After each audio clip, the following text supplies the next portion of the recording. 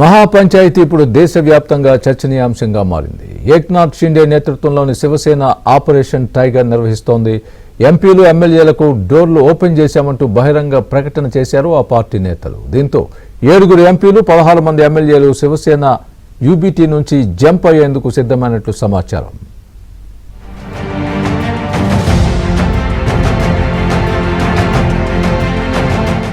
మహారాష్ట్ర రాజకీయాలు మరోసారి hot topic గా మారాయి. డిప్యూటీ సీఎం ఏక్నాథ్ షిండే నేతృత్వంలో మరోసారి ఆపరేషన్ టైగర్ చేపట్టింది. ఉద్ధవ్ ఠాక్రే నేతృత్వంలోని శివసేన యూబీటీకి చెందిన 7 ఎంపీలు 16 మంది ఎమ్మెల్యేలు డిప్యూటీ సీఎం ఏక్నాథ్ షిండే వర్గంలో చేరబోతున్నారంటూ జోరుగా ప్రచారం జరుగుతోంది. ఆపరేషన్ టైగర్ ప్రచార నేపథ్యంలో పార్టీ ఫిరాయింపులను అడ్డుకునేందుకు ఉద్ధవ్ ఠాక్రే రంగంలోకి దిగారు. ఇందులో భాగంగానే పార్టీ శాసనసభాపక్ష అత్యవసర సమావేశానికి ఆయన పిలుపునిచ్చారు.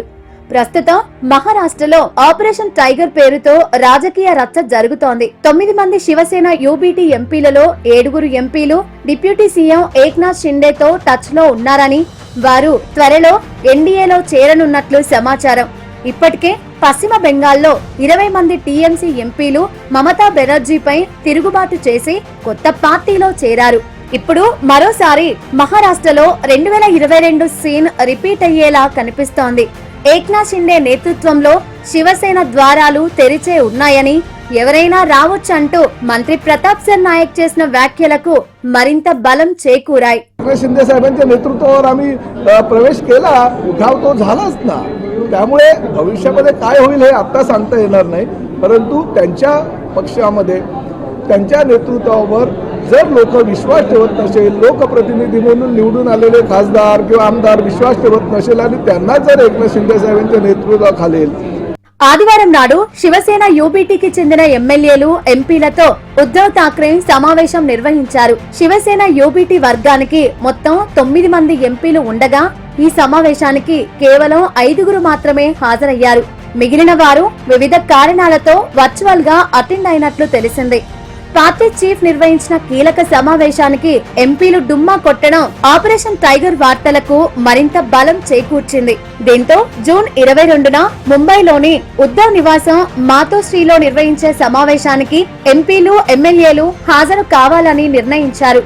అయితే శివసేన యూబీటీలో ఎలాంటి విభేదాలు లేవని, ఎమ్మెల్యేలు ఎంపీలు తమతో ఉన్నారంటున్నారు సంజయ్ రౌత్. బీజేపీ ఆడిస్తున్న డ్రామా అంటూ మండిపడ్డారు. आपको मालूम है कौन तोड़ेगा?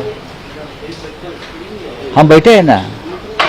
आप देखिए ये 12 साल में भारतीय जनता पार्टी को यही काम है ना, उसको तोड़ो, उसको खरीदो, उसको बेचो, देश को बेचो, जमीन को बेचो, पब्लिक प्रॉपर्टी बेचो, फिर एमपी एमएलए खरीदो. यही काम चल रहा है उनका. देश निर्माण का काम कहाँ चल रहा है? क्या हम देख रहे हैं? अब तृणमूल को तोड़ दिया, उससे पहले एनसीपी और शिवसेना को तोड़ दिया था. अरे थोड़ा अभी पेट भर गया तो चुप बैठो ना. पेट फट जाएगा आपका, टूट जाएगा, पूरा बाहर आ जाएगा. మొత్తానికి ఆపరేషన్ తృణమూల్ కాంగ్రెస్ ముగియగానే ఇప్పుడు మహారాష్ట్రలో ఆపరేషన్ టైగర్ తీవ్ర చర్చనీయాంశంగా మారింది. లోక్సభ, రాజ్యసభలో స్పష్టమైన మెజారిటీ కోసం ఇలా చేస్తున్నారంటూ రాజకీయ విశ్లేషకులు చెబుతున్నారు.